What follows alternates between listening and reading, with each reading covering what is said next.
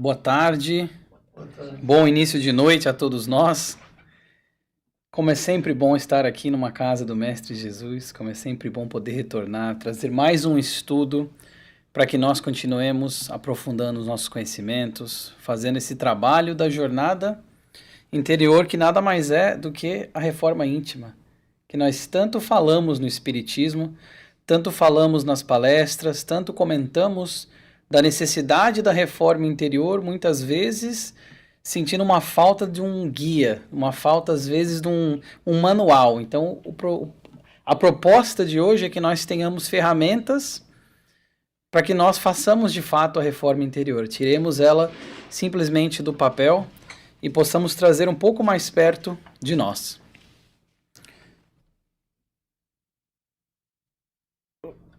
Então, eu queria começar falando numa passagem que nós temos em que o Mestre Jesus estava falando com as pessoas e eles estavam, naquele momento, conturbado, e o Mestre então vai dizer para eles assim: ouvistes o que foi dito, olho por olho e dente por dente. Eu, porém, vos digo que não resistais ao mal, mas se qualquer te bater na face direita, oferece-lhe também a outra. E ao que quiser pleitear contigo e tirar-te a vestimenta, larga-lhe também a túnica ou a capa, dependendo da tradução, e se qualquer te obrigar a caminhar 1 milha, vá com ele 2. Então, Jesus naquele momento, 2000 anos atrás, pessoal, praticamente, ele estava falando assim: vocês ouviram o que foi dito, vocês já entenderam um pouco da questão da justiça, mas eu agora quero ensinar para vocês o próximo passo. Eu quero mostrar o próximo degrau. Porque até então, ainda a questão da lei de Talião, olho por olho, dente por dente, ainda era muito vigente. Então, as ideias de justiça terrenas eram muito arraigadas ainda ao conceito de a pessoa fez um crime, haverá uma punição que seja equiparada com esse crime. Porque até antes disso, que já foi uma evolução, diga-se de passagem, porque antes disso haveria um crime e a punição era de acordo com o que o rei, o imperador, a rainha, enfim, quem estivesse no poder ditasse. Não necessariamente tendo que ser equiparada. Então a pessoa às vezes poderia ir lá roubar um pouco de mim e eu mandava aniquilar toda a sua família. Ou seja, a pena, o crime e a pena não eram equiparados. Olho por olho, dente por dente veio mais ou menos para equiparar a questão da pena com a questão do crime cometido. Mas Jesus nesse momento falou diferente. Ele falou: vocês ouviram o que foi dito, mas eu vou além. Eu gostaria que vocês fizessem o quê? Isso mesmo, não resistais ao mal. Olha só, se te bater na face direita, dá-lhe a outra. Se querem pegar alguma parte da vestimenta, dá também a capa. Se o teu adversário quiser te obrigar a andar 1 milha com ele, ande 2. O apóstolo Paulo nos fala que o amor, ou seja, o retorno das ofensas, ou o retorno das injúrias com o amor, esse dar a outra face, é como se jogasse brasas na cabeça do adversário. Porque ele não espera isso. Ele não espera uma brasa no sentido de que a pessoa ficará tão... vai se sentir tão estranha que ela vai desistir de tentar fazer o mal para você. Nós temos o Eurípides Barçanufo, que foi um grande apóstolo do cristianismo, do espiritismo no Brasil. Ele tinha as reuniões mediúnicas dele e existia um espírito que vinha nas reuniões mediúnicas do Eurípides Barçanufo dizendo que ia bagunçar, com muita raiva de tudo aquilo, não queria que eles prosseguissem fazendo as reuniões mediúnicas, ajudando os espíritos desencarnados. E Eurípides sempre recebia: que bom que você veio, que bom, esteja bem-vindo. E ficou nisso. E o espírito ia lá, falava mil coisas difíceis para eles, tentando desarrumar, bagunçar, e ele continuava dando a outra face, mostrando o amor. Chegou um ponto que esse espírito um dia chegou para eles e falou: olha, eu admito que eu não tenho mais o que falar para vocês, eu não consigo mais te odiar, eu não consigo mais odiar esse trabalho de vocês. Eu agora, na verdade, eu quero ajudar. E ele se tornou um protetor do grupo. Vejamos. O que não é o dar a outra face? O que não é, se o adversário querer caminhar 1 milha, nós consigamos ir 2? Porque antes essa reciprocidade, esse olho por olho, ela teve o seu papel. Ela foi também um degrau no avanço moral dos espíritos daquela época. Mas ele lá atrás já falou: agora o próximo passo é outro. O próximo passo não é só esse olho por olho, dente por dente. vamos fazer mais. E isso também passa muito por essa questão da transformação íntima, dessa jornada interior, que é nós para conosco, introjetando conhecimentos para que nós possamos aplicá-los. E no Livro dos Espíritos, nós temos a pergunta 919, qual o meio mais prático, qual o meio prático mais eficaz que tem o homem de se melhorar nesta vida e de resistir ao arrastamento do mal? Esta foi a pergunta o Kardec fez aos espíritos. Eles vão dizer: um sábio da antiguidade vos disse, conhece-te a ti mesmo. Muitos de nós, eu acredito, já ouviram essa fala desse sábio tão famoso da antiguidade, mas não sei se todos sabem, não foi cunhado por ele esta frase, do conhece-te a ti mesmo. Foi atribuída a ele, porque ele viu e gostou muito desta frase, mas a frase não foi cunhada, não foi criada por ele, apesar que poderia ter sido, porque era um espírito também avançado. Mas ele viu isso no templo de Delfos, o templo do oráculo de Delfos, na cidade de Delfos. E ele viu essa inscrição, na verdade ele viu mais de uma inscrição no templo. Eu tentei trazer uma foto do que o templo é hoje. Eu acho que todo mundo consegue ler ali em cima, não preciso traduzir, né? Então ele simplesmente falava o quê? Ele olhou e no oráculo lá tinha esse conhece-te a ti mesmo, que ficou muito famoso. Olha quantos 1000 anos depois nós ainda ecoamos esta frase, do conhece-te a ti mesmo. Mas vocês sabiam que tinha outras inscrições também no templo que são muito aplicáveis? São 3 inscrições. A segunda delas, eu até trouxe porque eu achei sensacional, eu também não sabia disso. Nada em excesso. Vejamos. Conhece-te a ti mesmo, uma das inscrições. Nada em excesso é a outra. Olha só, se já naquela época já não se tinha essa consciência do equilíbrio, da importância da harmonia, do equilíbrio. Nada em excesso. Quando nós excedemos em algum ponto, seja moral, vai vir uma pena. Às vezes pode ser uma expiação. Quando nós excedemos uma questão física, se a gente come demais, como é que o corpo responde? Ou se a gente passa 2 noites sem dormir, como é que o corpo responde? Quando nós excedemos o limite. A concentração não é a mesma, o humor não é o mesmo, enfim. Nada em excesso. E a terceira também é interessante. É uma tradução mais ou menos que significa, se você fizer uma promessa, aliás, cuidado em fazer uma promessa porque o problema está logo na esquina, algo assim. Ou seja, cuidado com o que você promete. Cuidado com o que você está falando que vai fazer, porque existem muitas dificuldades para cumprir. Então eram esses três lemas que estavam no templo de Delfos, onde eles iam visitar o oráculo, que era muito conhecido na época, o oráculo de Delfos. E o nosso querido sábio da antiguidade, como falaram os espíritos, adotou então conhece-te a ti mesmo e ficou tão famosa. E é justamente isso, essa jornada interior passando pelo conhece-te a ti mesmo.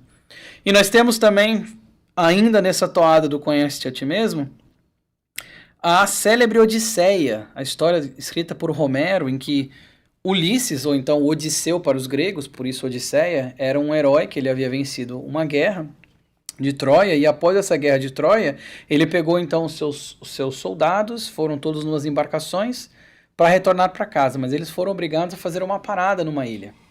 Essa parada na ilha, existia uma feiticeira chamada Circe. E essa feiticeira Circe, então, ela alertou o Ulisses, ou Odisseu, falou, olha, toma cuidado, porque nas águas que você vai agora percorrer, existem as sereias.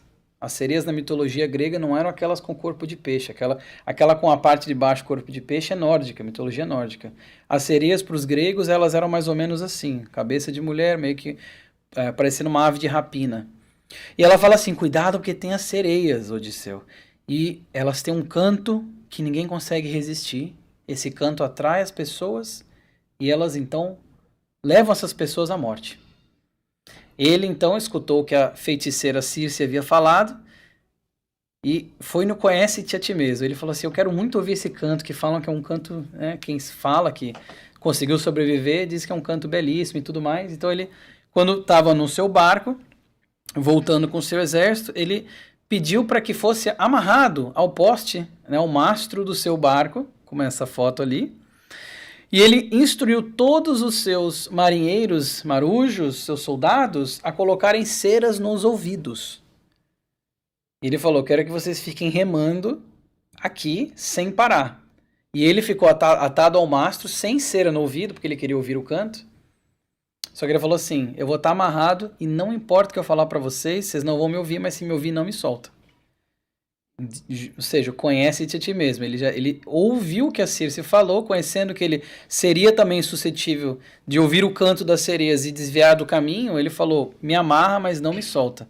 E o que aconteceu? As sereias vieram, tentaram ali levar o Odisseu e a sua tropa, mas eles estavam com ceras no ouvidos, então os seus maridos continuaram remando, ele ficava pedindo para ser solto, através ali da sedução das sereias, mas não foi solto.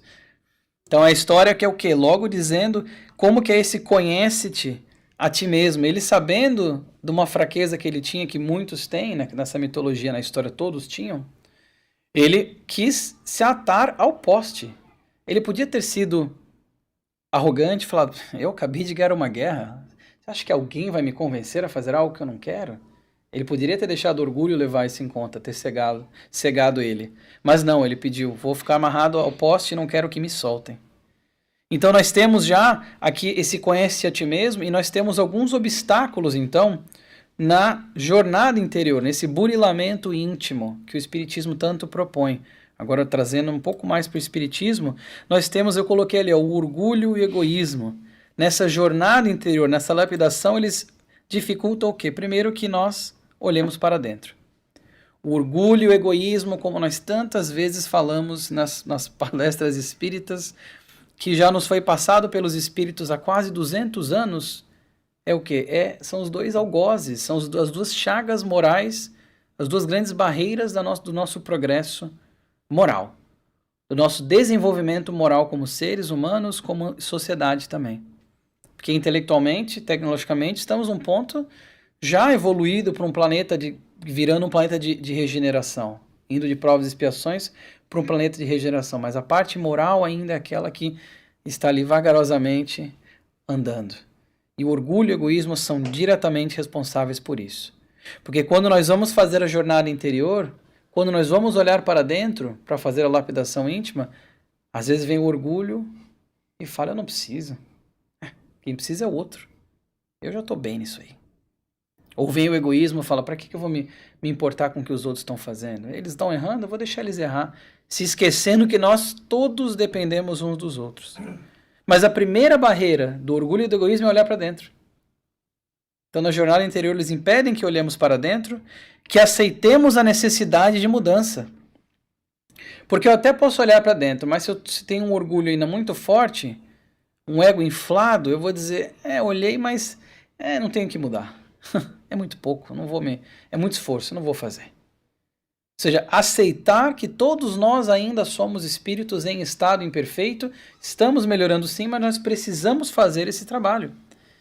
Nós precisamos ter essa coragem de olhar para dentro e aceitar que nós somos imperfeitos, que nós também erramos, para que nós exercitemos a humildade, a benevolência, a caridade, tantas outras virtudes pregadas pelo nosso querido Mestre Jesus através das palavras e das ações. E o terceiro ponto é o que? Atuemos para que a mudança seja efetiva, eu coloquei aqui. Então, olhar para dentro, aceitar que tem que mudar, e o terceiro ponto do orgulho e do egoísmo também é o quê? É atuar, é de fato tentar fazer essa lapidação interior nesta jornada íntima, porque muitas vezes nós podemos olhar para dentro, nós podemos aceitar, eu aceito que eu tenho que mudar, realmente eu não estou sendo humilde, não estou sendo benevolente, tenho que trabalhar um pouco da ira, que seja, o problema é que nós enxerguemos dentro de nós mesmos, que cada um tem uma jornada única. Apesar de estarmos no mesmo barco, nós temos uma jornada única. Eu posso até olhar para dentro, posso aceitar que eu tenho que mudar, mas o terceiro ponto é importante também. Porque muitas vezes o orgulho e o egoísmo me impedem de fazer a mudança, às vezes por medo do que vão falar. O Emmanuel tem uma mensagem muito linda no Caminho Verdade e Vida, chamada Opiniões Alheias, nós já trouxemos aqui, inclusive. É uma mensagem que ele vai falar como que muitas vezes nós nos deixamos levar pelas opiniões alheias da multidão. Porque o que vão falar? Se eu tentar ser mais humilde, o que vão falar? Ih, está se rebaixando ali, ó, tá vendo? Ele era melhor, agora tá falando que tá errando um monte. O que vão falar? É sempre essa a pergunta. E aí nós nos importamos tanto, ainda mais no mundo hoje em dia, em que tem tanto, as aparências são tão elevadas, e a internet nos possibilitou a sermos uma vidraça para o mundo inteiro, não só mais para nossa aldeia. Isso aí aumenta muito essa questão do como que eu vou me mostrar para os outros. E às vezes o terceiro ponto é o que emperra. Então, olhando para isso, esses entraves servem para que nós tenhamos a noção daquilo que nós precisamos fazer em nós mesmos. E muitas vezes também já trouxe a questão da dor. A dor é um processo de lapidação íntima, porque quando não vem pelo bem, vem pela dor. Quando nós estamos tentando, ou, aliás, quando nós estamos ali emperrados no nosso avanço, vem a dor, como o Emmanuel gosta de falar, a Joana de Ângeles, como um aguilhão. Um aguilhão é uma ferramenta pontuda para quando o gado empaca na agricultura, que você cutuca ele e ele vai para frente. A dor, ela funciona muitas vezes como isso. Ela funciona não só como um corretivo do trajeto que nós estamos percorrendo, mas ela funciona também como esse aguilhão. E aí algumas coisas que nós podemos fazer com a dor. Quando a dor nos visita no processo da jornada íntima, da jornada interior, o que nós podemos fazer com a dor? Aqui algumas opções. E eu ouso dizer que quem criou, não sei se foi a intenção, quem criou esse desenho, não fui eu, talvez até pensou numa sequência, porque é quase que uma sequência. Sofrer, só sofrer com a dor. Arrastá-la, ficar se martirizando com aquela dor, moral ou física, diga-se de passagem. Analisar a dor. Certo, vou analisar a dor. Não, agora vou aprender com ela, porque analisar, a gente pode analisar por curiosidade só também, e não fazer nada com aquilo. Poxa, o que será que eu estou errando? O que será que eu estou fazendo errado que a dor está tentando me dizer? Porque a dor, ela é um sinal. A dor é uma bandeirinha vermelha que aparece, dizendo assim, você tem que olhar melhor para isso aqui. Tem alguma coisa que você precisa tratar.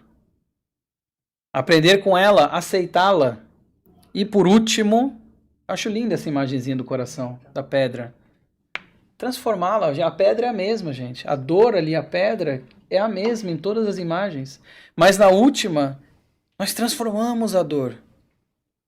E é isso que o Espiritismo, tão belo, consegue nos trazer através de tantas fontes diferentes. Como fazer esse último passo?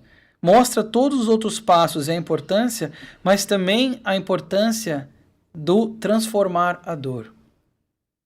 Quando nós passamos a ter um entendimento maior, por exemplo, como nós temos no livro O Consolador, psicografia de Chico Xavier, do Emmanuel, quando ele vai dizer que a dor do espírito, ou o sofrimento do espírito, é a dor realidade, enquanto que o tormento físico é a dor ilusão.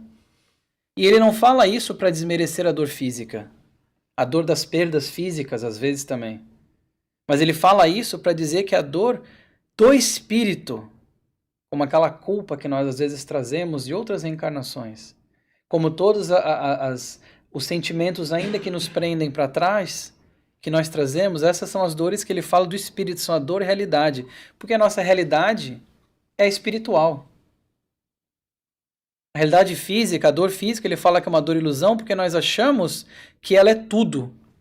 Mas, na verdade, ela não é tudo, porque nós estamos num corpo, estamos num ponto da nossa evolução no mundo material, mas ele não é a realidade. Então, o Emmanuel fala, ele classifica isso como a dor do espírito sendo a dor da realidade. A dor-realidade, perdão. Dor, hífen, realidade. E no falando do nosso querido Emmanuel, no Caminho, Verdade e Vida, falando da purificação íntima, nessa jornada interior, ele vai dizer que o mundo interior é a fonte de todos os princípios bons ou maus. E todas as expressões exteriores guardam aí os seus fundamentos. Olha só, o mundo interior é a fonte de todos os princípios bons ou maus, e as expressões exteriores guardam aí os seus fundamentos, as suas bases, ou seja, aquilo que nós expressamos para fora vem de dentro. Então a modificação, ela não tem que ser só uma modificação externa, uma modificação pelas opiniões alheias, uma modificação pela aparência. Ela tem que ser uma modificação interior, porque esse interior refletirá invariavelmente no externo. Isso é para nós termos essa consciência. Aliás, como o próprio Kardec fala, no livro Céu e Inferno, por exemplo, que esse ano completa 160 anos da sua publicação, em 1865. 1º de agosto. Eu sei que é 1º de agosto porque é meu aniversário também. Eu nunca vou esquecer a data de publicação do Céu e Inferno.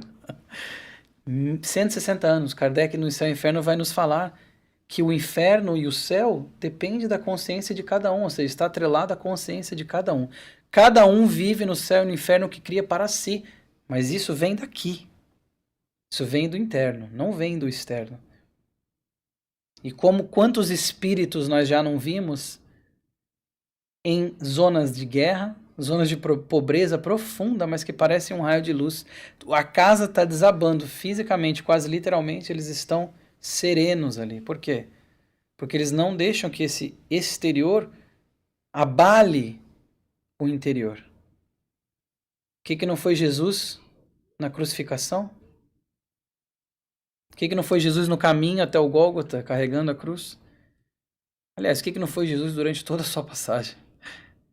Se não foi exatamente isso. Essa demonstração de que o interior vale e ele se exterioriza. E o que nós vemos é o exterior, mas aquilo vem daqui de dentro.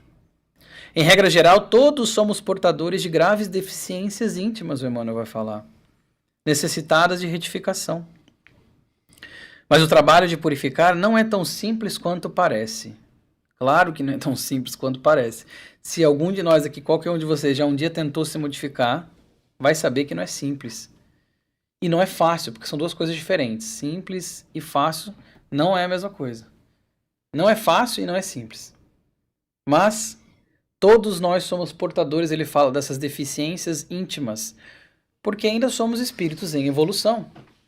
Ainda somos espíritos que estamos ali galgando o nosso espaço, vamos dizer que estamos caminhando para a plenitude espiritual, para chegar ao nível de um espírito crístico, que um dia chegaremos.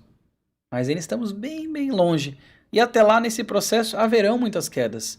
Haverão muitas necessidades de reforma íntima, encarnação após encarnação. Mas cabe a nós mesmos, quão rápido ou quão devagar nós traçaremos esse percurso.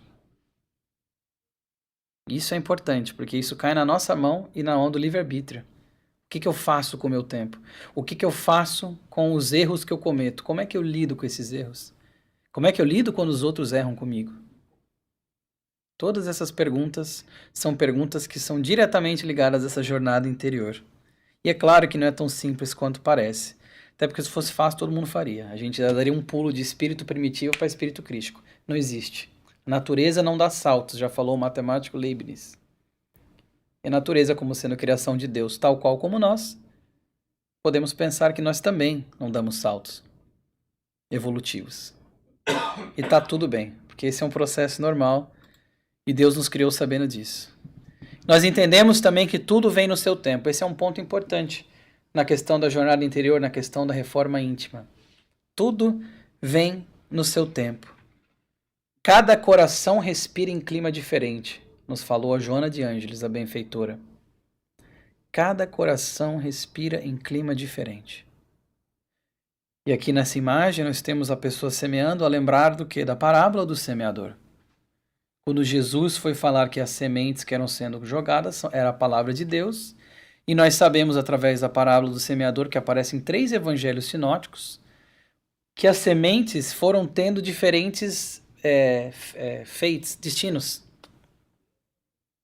A primeira foi os pássaros que comeram, a outra lá caiu em terreno pedregoso, já subiu, mas veio o sol e já acabou com ela, porque não conseguiu formar raiz. A outra formou raiz, começou a crescer, vieram os espinhos e abafaram. E por aí vai, até que a última deu as sementes deram vários frutos. Ele ainda fala, uns deu 30, 60 e outros 100 vezes. E ele fala, a semente é a palavra de Deus. Então nós entendemos o quê? Que a semente é a palavra de Deus. Quando nós transformamos o nosso coração num terreno apto a receber essas sementes, cada uma vai germinar num tempo. Cada uma tem o seu tempo para germinar.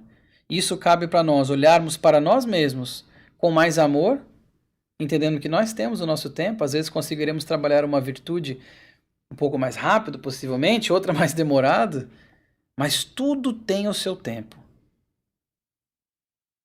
A Meimei, no livro Escultores de Alma, é uma autora espiritual, escreveu através do Chico Xavier. No livro Escultores de Alma, ela tem a mensagem número 4, chamado Tesouro Difícil. É uma mensagem linda, que ela vai contar uma história de um espírito que ele pediu ao mestre, pediu, perdão, a Deus, a oportunidade de reencarnar porque ele queria trabalhar as virtudes que os sábios falavam. E a primeira que ele escolheu foi a benevolência. Então ele pediu para poder reencarnar numa família abastada, para que ele tivesse bastante dinheiro e fosse benevolente para com as pessoas. Ele, para trabalhar essa virtude. Foi concedido, ele reencarnou numa família abastada e conseguiu ser benevolente. Conseguiu distribuir todos os seus recursos de uma forma justa. Ele então desencarna, é uma história real, ela vai dizer, tá? Ele então desencarna e ele pede então para que consiga a virtude da humildade. Ele nasce, ao contrário do primeiro, foi abastada, lembrem-se? Ele nasce então numa família extremamente simples, pobre, que tinha ali um mínimo para conseguir sobreviver, e ele teve uma vida honrada, conseguiu entender o valor da humildade como virtude, trabalhou a humildade, desencarnou, pediu para reencarnar novamente, dessa vez queria exercer o dom da autoridade, da justiça, uma virtude. Veio em uma família que propiciou que ele virasse juiz. Ele virou então um juiz e foi um juiz muito justo e honesto e ajudou muitas pessoas através do seu trabalho. Desencarnou, já foi acumulando as virtudes, estão percebendo, né? Desencarnou, pediu para encarnar novamente com a capacidade de semear verdadeiras sementes de luz, pediu para ser orador, para falar sobre as verdades do Espírito. Encarnou, conseguiu ser exímio orador, acendeu a luz no coração de muitas pessoas durante sua passagem naquela encarnação. Ele desencarna e ele pede então para reencarnar de novo, agora continuando o seu trajeto da reforma interior, da jornada interior, pede para reencarnar para trabalhar então a paciência, a virtude tão falada da paciência. Ele encarna, desencarna sem conseguir adquirir a virtude da paciência, encarna, desencarna, encarna. 800 anos ela vai dizer que ele estava tentando adquirir a paciência. Encarnação através de encarnação. Não é para ninguém se desanimar com a paciência. Mas ela fala assim, os espíritos superiores nos falam que esse mesmo espírito está há 800 anos. E quanto à virtude da paciência, ainda nada conseguiu. Talvez para alguém uma paciência vem mais rápido do que a benevolência, do que a humildade. Mas nos mostra o quê? Que cada um é individual, tudo vem ao seu tempo. Eu não quero que ninguém se desanime. Mas é para ser realista e para que nós entendamos o quê? 800 anos tentando conseguir a paciência. Eu acho que eu vou ficar por esse tempo também. Tá difícil. A lapidação interior, aqui no livro Palavras de Vida Eterna, o Emmanuel vai nos falar que a metamorfose essencial, entretanto, para nós será sempre aquela que nos alcance o imo da alma. A interior, a reforma interior, é aquela que mais conta. Para que o bem apareça, contudo, não aguardemos semelhantes luzes venham inicialmente dos outros. Comecemos de nós, sem demandar com alguém ou contra alguém. Ou seja, não esperemos então que a reforma íntima, que a minha reforma íntima ela vai ser impulsionada dependendo da ação que o outro tiver para comigo. Não, não é por aí que o Emmanuel vai nos falar. Ele vai nos falar que essa verdadeira reforma é a que acontece no interior de cada um, no imo da nossa alma. E não esperemos essas luzes, não esperemos que essa reforma venha de fora para dentro, porque assim não funciona. Não falamos que a Joana disse que cada coração respira em clima diferente, que tudo vem no seu tempo, que todos temos nossas individualidades e nossa trajetória única e intransferível? Não aguardemos então que essas luzes venham de outras, comecemos de nós. E aí me lembrou muito uma frase que é uma das minhas frases favoritas da minha vida. Seja a mudança que você quer ver no mundo. Não é mude com o mundo, Gandhi, exatamente. Não é mude conforme estão... Não, seja você a mudança que você quer ver no mundo. Se todos nós conseguíssemos aplicar 10% disso, dessa frase, eu acho que o passo teria sido maior já, a nossa escalada como sociedade, principalmente no que tange o quesito moral. Então, que nós sejamos essa mudança. E a benfeitora Joana de Ângeles aqui, ela foi muito enfática, ela foi muito aprofundada na questão da reforma íntima, inclusive com sua série psicológica da Joana de Ângeles, mais de 10 livros psicografados pelo Divaldo Franco, falando da reforma íntima. E aqui algumas partes que eu trouxe, quando ela fala assim, aprofunda a autoanálise e tenha coragem de te desnudares perante a própria consciência. Enumera as tuas mais graves emoções perturbadoras e raciocina sobre a sua vigência no teu comportamento, ou seja, qual a influência que essas emoções perturbadoras têm de fato no seu comportamento, quanto que essas emoções estão afetando como que nós agimos. Enfrenta-as, olha o que ela vai dizer, uma a uma, não as justificando, nem as escamoteando sobre o desculpismo habitual. A Joana, ela era dura. Ou seja, não olha para essas emoções que estão ainda te deixando no caminho da retaguarda e usa o desculpismo atual. Eu até estava sendo calmo, mas aí me tiraram do sério quando me deram uma fechada na 995. Não. Tira esse desculpismo habitual que nós somos tão comumente vítimas e usamos tão comumente porque foi o outro, não fui eu. Ela fala, não, olha exatamente para si mesmo e mude você mesmo. Olha o que o mestre nos falou no primeiro slide que eu coloquei hoje aqui, não é? Ouvistes o que foi dito, mas eu vou levantar a régua. Vai mais além, dê a outra face. Se te querem roupa, dá a capa. Quer caminhar uma milha, caminhe 2. Então nós entendemos o quê?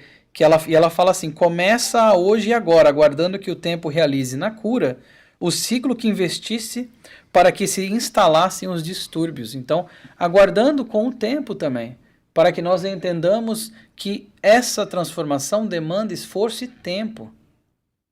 Ela demanda tempo.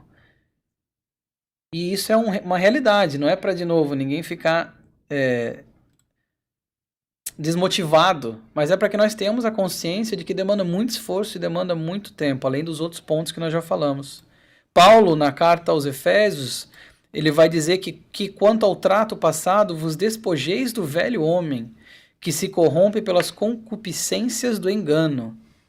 Concupiscências e luxúria, essas armadilhas que nós temos do engano, essas coisas que nos atraem para pior, para um lado pior.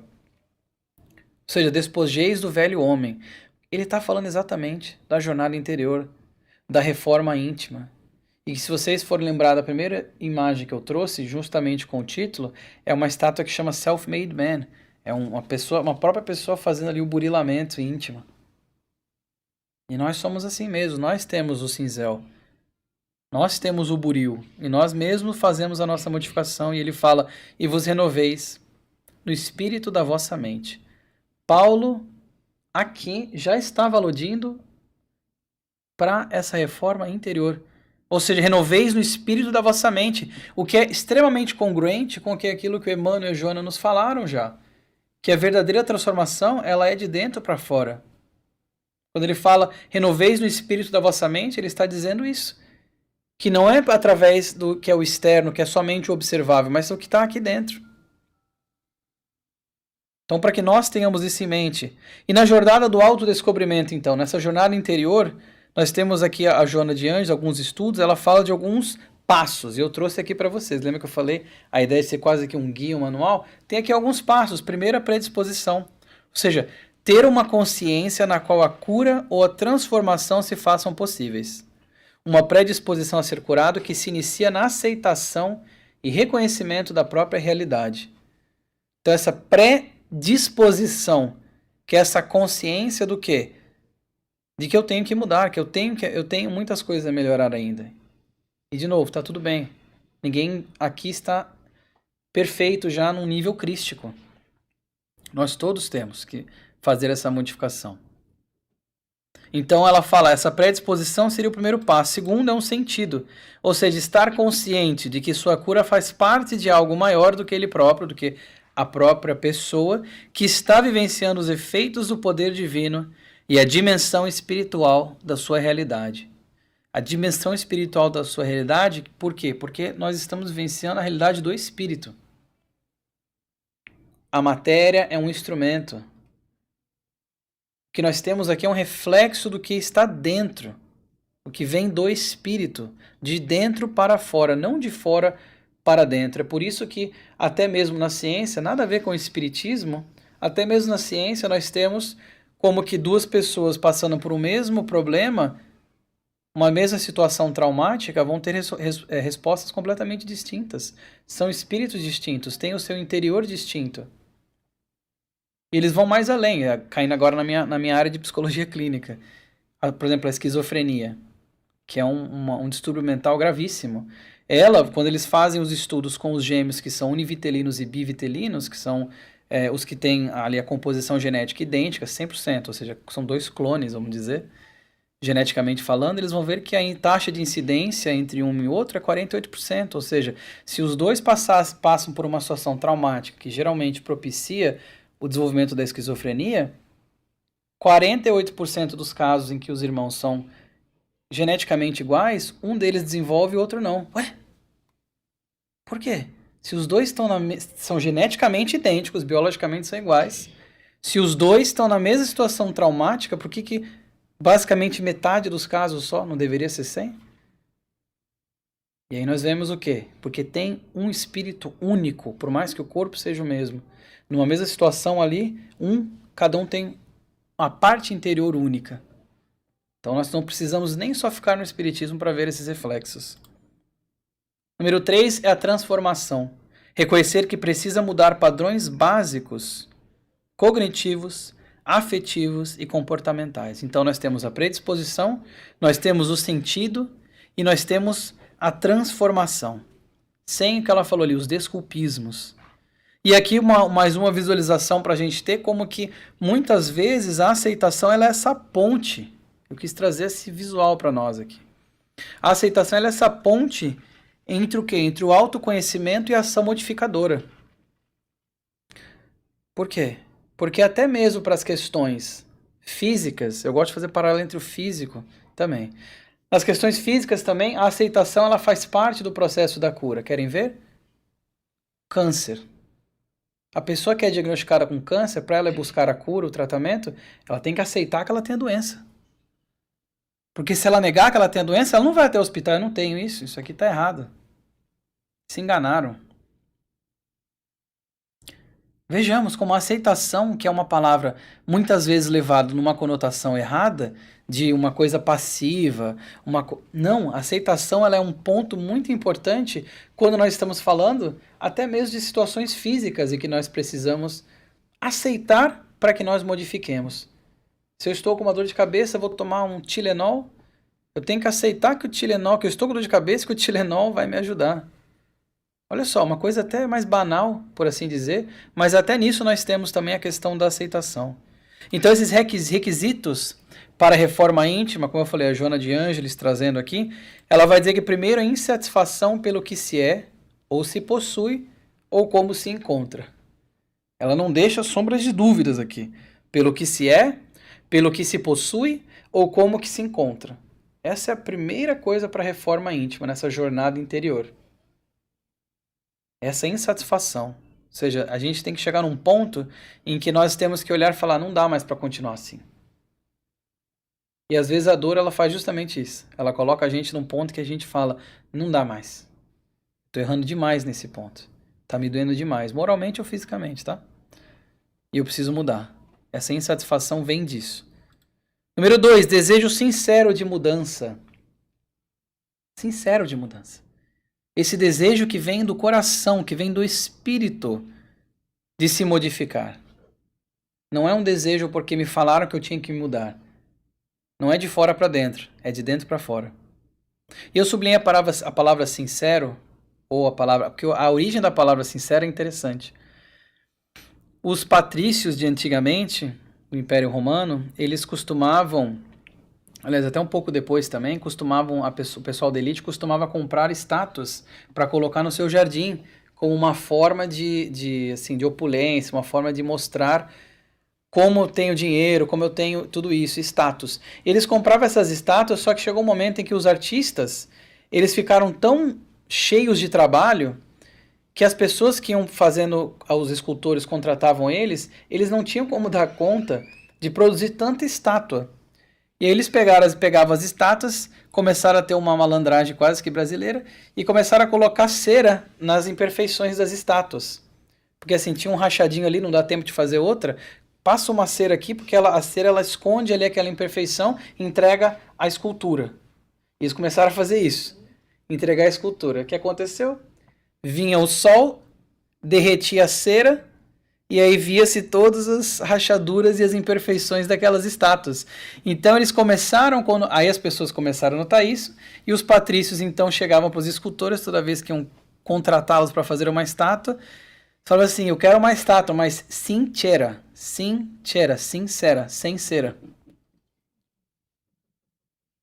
Quero uma estátua sincera, sem a cera, porque eu não quero uma coisa imperfeita com cera, eu quero ela perfeitinha.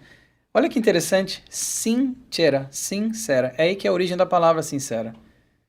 Então, quando nós estamos falando da mudança, esse desejo sincero de mudança, ele tem que ser sem a cera tapando ali a rachadura, tem que ser o desejo de verdade de se modificar tal qual as estátuas que não tinham as rachaduras e não tinham a cera para tapar a rachadura. E aí fica a pergunta, né? Quantas das nossos defeitos nós estamos somente colocando uma cera ali? E aí vem o sol e escancara aquela rachadura. 3. Persistência no tentame. Então, insatisfação, desejo de mudança. 3. Persistência no tentame. Claro, porque não é fácil. Emmanuel já falou, não é fácil essa reforma íntima. Então, nós temos que continuar nessa persistência. Número 4, disposição para aceitar-se e vencer-se. Temos que ter essa disposição para aceitar onde nós estamos, persistir e vencer. Saber que nós venceremos. Porque querem saber outra verdade? Nós já vencemos muito. Nós já saímos de um estado de primitivo, de bárbaros morais primitivos. Pode parecer que não, mas nós já avançamos. Mas nós avançamos porque nós fomos fazendo essas questões, muitas vezes impulsionados pela dor. E número 5, capacidade para crescer emocionalmente. Então nós temos que ter essa capacidade para crescer emocionalmente, todos nós temos. Temos que dar espaço então para esse crescimento interior, essa reforma íntima. E aí aqui uma outra visualização, quando nós falamos da jornada interior, isso aqui eu estava conversando com uma amiga e a gente estava falando sobre essa questão da jornada interior e a gente buscou uma analogia para essa questão da jornada interior. Eu queria trazer aqui uma visualização para nós imaginarmos que é como se nós estivéssemos desbravando uma selva. Uma selva. Porque o nosso interior, o conhece-te a ti mesmo, só é fácil de falar. Ele é difícil. Porque ele vai requerir que nós passamos por tudo aquilo que nós já falamos aqui, mas é como se na nossa jornada interior nós estivéssemos desbravando uma selva para olhar lá para dentro e ver quais são os pontos, quais são as feras que ainda estão escondidas dentro de nós, mas que estão lá e que nós precisamos descobrir. Então, se nós fôssemos imaginar que estaríamos indo numa selva, essa selva interior, de novo, uma analogia, nós temos equipamentos que nós precisamos de botas, seria talvez um autoconhecimento, precisamos ali de um instrumento de corte, precisamos de um spray, precisamos de, sei lá, protetor solar, a oração, e aí nós podemos fazer uma analogia com os equipamentos necessários para uma exploração física, para a nossa própria exploração, conhecimento, a oração, a ideia da mudança, conhecimentos, ajuda. Então nós precisamos explorar nós mesmos, ou seja, explorar essa selva interior. De novo aqui agora, nós temos o Santo Agostinho aqui, ele fala assim, fazei o que eu fazia quando vivia na terra. Ao fim do dia interrogava minha consciência, passava em revista o que fizera e me perguntava se não faltara algum dever. Eu acho que muitos de nós aqui já podem ter ouvido que o Santo Agostinho fazia isso, quase que no final ali fazia um balanço mental de tudo aquilo que ele tinha feito durante o dia, o que ele precisava ainda modificar, o que ele precisava ainda melhorar. Ele fala, o conhecimento de si mesmo é, portanto, a chave do progresso. Então ele fala o quê? Que nós devemos olhar para si mesmo, esse conhecimento de si mesmo é a chave do progresso individual. Porque no final das contas, o progresso coletivo, ele emana do progresso individual. Para que nós entendamos que não temos que tentar modificar todo mundo ao nosso redor. Temos que nos modificar a nós mesmos. Porque nós só conseguimos controlar aquilo que nós somos. Não conseguimos controlar o que os outros são. Ou o que os outros vão fazer. Por mais que nós tentemos. Mas nós conseguimos controlar e fazer aquilo que nós temos que fazer nós mesmos. E é aqui o nosso querido Kardec, já chegando ao final, ele vai dizer: muitas faltas que cometemos nos passam despercebidas. Se efetivamente, seguindo o conselho de Santo Agostinho, que foi aquele que eu coloquei no slide anterior, interrogássemos mais a miúde a nossa consciência, veríamos quantas vezes falimos sem que o suspeitemos, unicamente por não perscrutarmos a natureza e o móvel dos nossos atos. E pela soma que derem as respostas, poderemos computar a soma de bem ou de mal que existe em nós. Ele mesmo fala que muitas vezes a pessoa que é adversária, ela funciona como um espelho para nós, porque o amigo, ele às vezes não vai ter a coragem de apontar uma falha, mas o adversário que se encontra no nosso caminho, ele chama de inimigo, né? Mas vamos falar adversário ou inimigo. Ele muitas vezes ele tem instrumento, ele serve como instrumento porque ele faz com que nós olhemos para algo que nós ainda precisamos melhorar, que um amigo talvez deixaria de lado. E ele fala o quê? Nós veríamos quantas vezes nós falimos sem que suspeitarmos, unicamente porque nós não tivemos a coragem de olhar. Quando a gente faz algo errado durante o dia, chega de noite, ao invés de tentar entender o que aconteceu, olhar e de fato falar, realmente, com humildade, errei, os outros também erraram. E vai dormir e fica por isso mesmo. Por isso que Santo Agostinho evoluiu da forma que ele evoluiu também. Tendo essa consciência, fazendo elencando ali as coisas que ele deixou de trabalhar durante o dia. E o Espiritismo, ele nos traz muito material de reforma íntima, muito material da jornada interior, tanto nas obras básicas do Allan Kardec, quanto em todas as obras, né, de Leon Denis, tudo que foi psicografado pelo Chico Xavier, pela Joana de Ângeles, tudo isso nos traz muito material de leitura, muito material de estudo.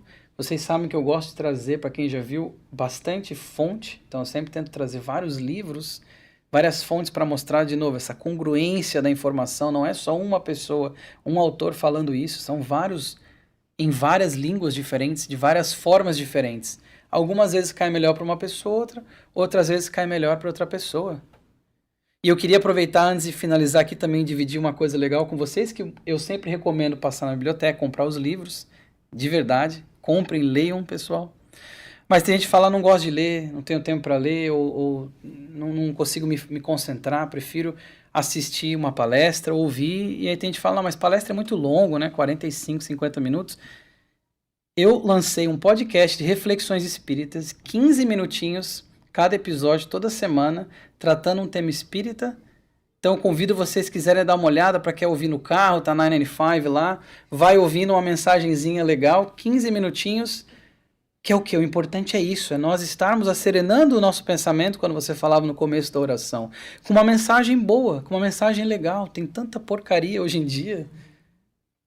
E aí foi com essa ideia que eu tive há uns anos atrás, tirei do papel, então queria dividir aqui com os amigos, que eu me sinto à vontade aqui nessa casa, para que nós continuemos o quê? Fazendo esse trabalho, pensando, refletindo, mesmo que, como eu falei, com essas mensagens que eu quis fazer curta, 15 minutinhos, bilíngue, em inglês e português. Toda semana eu lanço.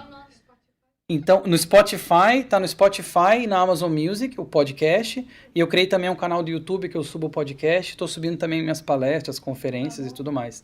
Se chama Companheiro Espírita. É o nome do canal. Tá em inglês, Spiritist Companion, e entre parênteses, Companheiro Espírita. Porque em inglês e português, porque muitas vezes as pessoas falam, poxa, eu tenho aqui meu marido, tenho minha esposa que só fala inglês, só é um amigo, queria mandar uma palestra dessa. Pronto, está aí, ó. As palestras lá estão em inglês, que eu também dou palestra em inglês, português, e as mensagens que é 15 minutinhos com um pianinho no fundo, em inglês e em português, toda semana. Depois, quem quiser, eu posso mostrar o canal também, chama Companheiro Espírita. Então, meus amigos, não falta fonte, não falta meios Porque às vezes a pessoa ouvindo um negocinho de 15 minutos se interessa e fala, poxa, deixa eu ler esse livro que ele comentou. E essa é a minha ideia, é espalhar essa mensagem. É poder disseminar o espiritismo na sua forma como esse modificador interno. Então que nós possamos o quê? Fazer como a Joana de Angelis fala aqui, meus amigos, consciente de que és e o que fizeste de ti, e poderás ser o que venhas a fazer de ti próprio, não postergues a decisão da jornada interior. E com isso eu desejo a todos nós uma semana muito iluminada. Muito obrigado.